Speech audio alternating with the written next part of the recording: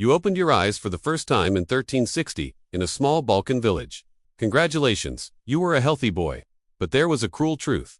Your fate was sealed by a law called devshirme, the blood tax. Every few years, officials of the Ottoman Empire would come to the village. They didn't take gold, they didn't take wheat. They took the children. Your parents would kneel, beg, even deliberately injure you to get you eliminated. But no, you had bright eyes and a nimble body. You were separated from your mother's arms, taken to Istanbul.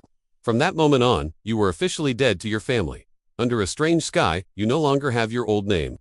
You are taught Turkish, converted to Islam, and begin a life of discipline and punishment. If witchers have the herb trial to mutate their bodies, then you have the psychological furnace. You're sent to farms for grueling forced labor, training your endurance under the scorching heat. Then come years of training in the use of the Kilish dagger and early muskets.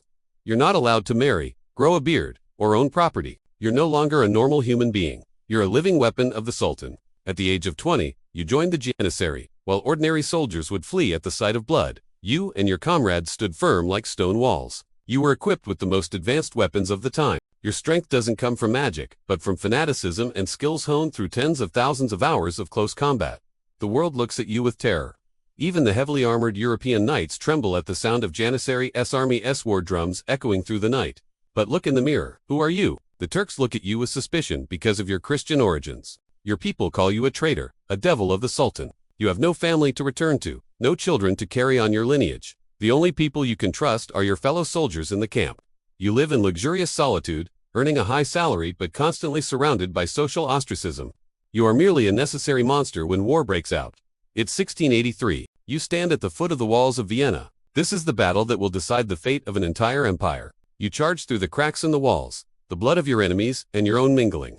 The muskets roared, the smoke billowing everywhere. You watched your brothers fall, not from monsters, but from cold lead bullets. You fought not out of patriotism, but because that was the only thing you were taught to do. But this time, fate had turned against you. Polish cavalry poured down from the hill, and the invincible army began to crumble. You survived the battle, but times had changed. The Janissary warriors, once a source of pride, had become a thorn in the side of the empire. In 1826, the Sultan ordered the destruction of his own army in order to reform the military. If you don't die on the battlefield, you'll die in the purges. In the end, you'll lie in a dark alley or an unmarked grave by the roadside.